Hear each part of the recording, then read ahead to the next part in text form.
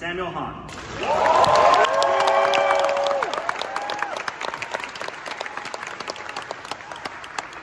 Sam started at Large Montara School in kindergarten over in Hollygrove. Since then, he has become one of our campus's most prolific leaders, having helped create student-led programs that share his love of history and science with the youth in our local community. Sam will study economics at Harvard College this fall. Please help me welcome Sam.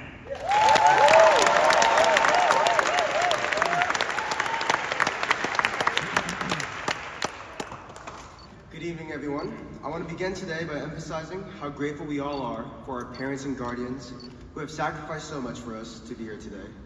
The faculty and staff who have guided us, family and friends who have made our high school experiences memorable, and of course, Larchmont's graduating class of 2024 that have all gathered here today. Personally, I want to thank my own parents, Linda and Daryl, for all the hard work and love they've given me the past 18 years. All my friends and family who have blessed me with such great memories, and I want to thank Miss Ellen, Mr. Coe, Mr. Kang, and all the other teachers and faculty that have impacted my life, to whom I attribute all of my successes. Lastly, I just want to express how truly grateful I am of having the honor of giving this valedictorian speech. Now, for the past several days, I kept questioning to myself on exactly how I wanted to start the speech, and I decided to tell a short story. A couple weeks ago, Owen, Reese, Dimitri, and Ollie and I went hiking around the San Gabriel Mountains in the Angeles National Forest. We began this hike in the late morning, but at 1 p.m. we ran out of almost all of our water, despite the fact that I brought 4 water bottles just for myself.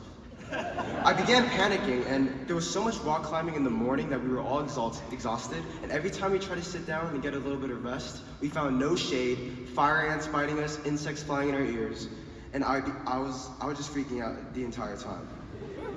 And amidst all this chaos, I kept laughing to myself because I felt so bad, because we told Dimitri earlier that morning, we told him that, oh, you know, I know this is your first hike with us, but it's only gonna take a couple hours, we'll be back before 1 p.m. And later we found ourselves 9-10 hours deep in the hike, still trying to race back to the car before the sun set and the day became completely dark. Now, either way, after we exited the hike, a huge wave of serotonin hit us, and we rushed to the nearest gas station and got drinks. Then we went to the nearest fast food joint and wolfed down sandwiches, and at that moment, my perception of the hike went from, I'm never going into nature again, I hate hiking, to, you know what, that wasn't that bad. Actually, I enjoyed that a lot.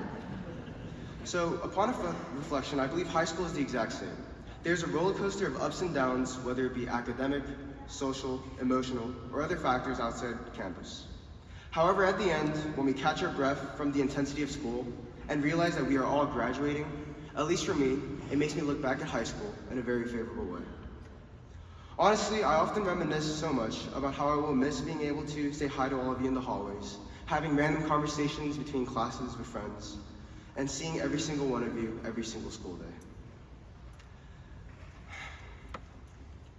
Therefore, I want everyone here to look at your fellow graduates just for a moment, one last moment.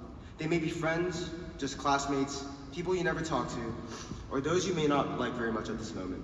However, everyone here in the class of 24 has shared 4 years of childhood memories, and I can never thank each one of you enough for that. The last piece of reflection I want to share with everyone is what I've come to learn about success. This train of thought came from a reflection on a book we read this year in AP Literature, which I'm sure you all know of, The Great Gatsby. Gatsby, we find out in the end of the book, wrote down his life planned to the very minute, starting from 5:30 a.m. until he slept, every single day, with just ideas of how to reach his end goals. Although I still somewhat plan my schedule to this day, in the end of my junior year, I also similarly spent every hour of the day and had it allocated to some sort of activity or studying period to maximize efficiency towards my goals. This led to a lot of potential memories and experiences being completely shunned and not considered because I prioritized nothing, including relationships, over my schoolwork.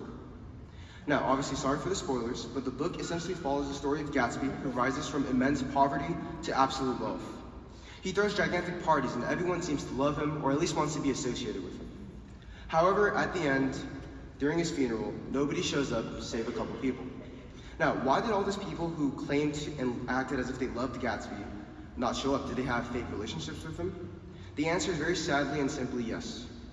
Gatsby never spent a single minute of his life detached from his end goals, and never fostered friendships, nor did he have genuine, joyful memories. That is why I encourage everyone here in the audience to remember that although working hard towards your goals should be very important, I now realize how that should never come at the cost of absolutely everything. Throughout high school, I was able to have such a great time with all my friends. But it's really scary to think about what life would have been like if I had lived how I did in the end of my junior year for every semester of high school.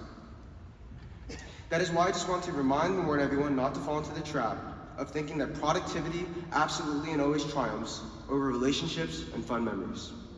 I want to end this speech with a quote that's been resonating with me the past couple weeks, which is Luke 14:11 of the Bible, that states, "For all those who exalt themselves will be humbled, but all those who humble themselves will be exalted."